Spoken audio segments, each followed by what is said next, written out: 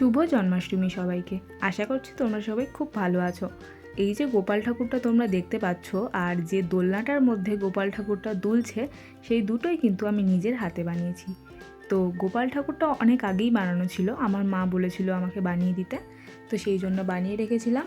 আর গোপালের গায়ের রঙটা ফেড হয়ে গেছিলো, আর সামনেই যেহেতু জন্মাষ্টমী ছিল তাই ভাবলাম যে গোপালের জন্য একটু মেকওভার করতেই হবে।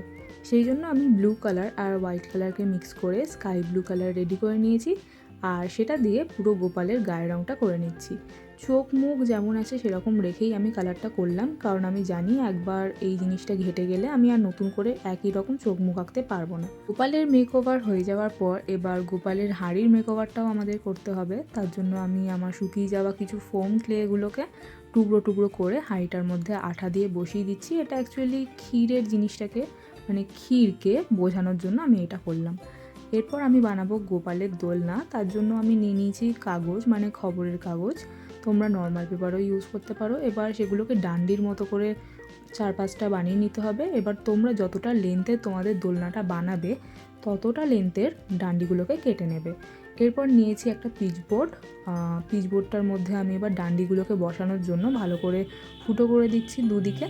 তারপর ডান্ডিগুলোকে বসিয়ে যে পিচবোর্ডটা আছে পিচবোর্ডটাকে ওরকম সেম একটা পিচবোর্ডের ওপর আঠা দিয়ে বসিয়ে দিলাম। তারপর এখানে আমি ডান্ডিগুলোকে ভালো করে অ্যাড তো করে নিয়েছিলাম, বাট আঠা দেওয়া হয়নি, তো ভালো করে আঠা দিয়ে বসিয়ে দিলাম। আর আমি দুটো করে ডান্ডি ইউজ করেছি যাতে দোলনাটা ভালো মতো শক্তপোক্ত হয়। তারপর ডান্ডিগুলো ভালো করে একটার সাথে একটা ভালো করে আঠা দিয়ে যুক্ত করে নিয়েছি। তারপর ওপরেও আঠা দিয়ে আর একটা ডান্ডি বসিয়ে দিলাম। আসলে এই ডান্ডিটার মধ্যেই কিন্তু আমাদের দোলনাটা ঝুলবে।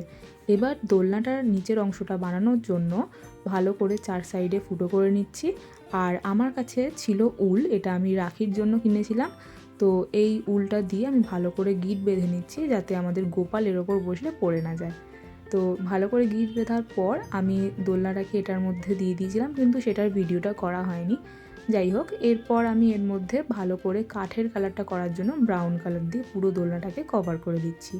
ব্রাউন কালার দিয়ে কভার করা হয়ে গেলে এরপর আমি এর মধ্যে দিয়ে দিচ্ছি কিছু এয়ার ড্রাই ক্লে, যেগুলো তোমরা সুপার ক্লে বলে থাকো। তো ওই সুপার ক্লেগুলো আমি এর মধ্যে দিয়ে কিছু লতাপাতা করে নিচ্ছি, কারণ আমরা আমাদের দোলনাটাকে আর একটু ইউনিক করব। সেই জন্য যতটা সম্ভব আমরা জিনিসটাকে সিম্পলও রাখবো আর সুন্দরও করব। এবার এয়ার ড্রাই ক্লেগুলো দিয়ে আমি কিছু লতা পাতা বানিয়ে নিচ্ছি। আর পাতাটা কিভাবে বানাচ্ছি দেখে নাও। প্রথমে গোল করে তারপর একটুখানি ওপরটাকে উঠিয়ে দিয়ে টিয়ার ড্রপ শেপ করে মাঝখান দিয়ে কেটে নিলেই হয়ে যাবে আমাদের পাতা। এবার যেখানে যেখানে তোমরা লতা পাতা দিয়েছো সেখানে সেখানে পাতাগুলোকে অ্যাটাচ করে দেবে। এরপর কিছু ফুলও বানিয়েছি। আশা করছি তোমরা অনলাইনে ফুল বানানোর ভিডিও তো অনেক দেখেছো। তো আমাদের দোলনা একদম রেডি হয়ে গেছে। তো দোলনার মধ্যে এবার দেখি আমাদের গোপালকে বসিয়ে কেমন লাগছে। ওয়াও, দারুণ লাগছে তাই না? আমার মিষ্টি গোপালকে সত্যি খুব সুন্দর লাগছে। আর তোমাদের যদি ভিডিওটা ভালো লেগে থাকে তাহলে কিন্তু অবশ্যই আমার চ্যানেলকে সাবস্ক্রাইব করে পাশে থাকা বেল নোটিফিকেশনটা অন করে দিতে ভুলো না। নেক্সট কোন টপিকে ভিডিও বানালে ভালো লাগবে সেটা কিন্তু আমাকে অবশ্যই কমেন্ট করে জানিও। দেখা হচ্ছে নেক্সট ভিডিওতে। টাটা।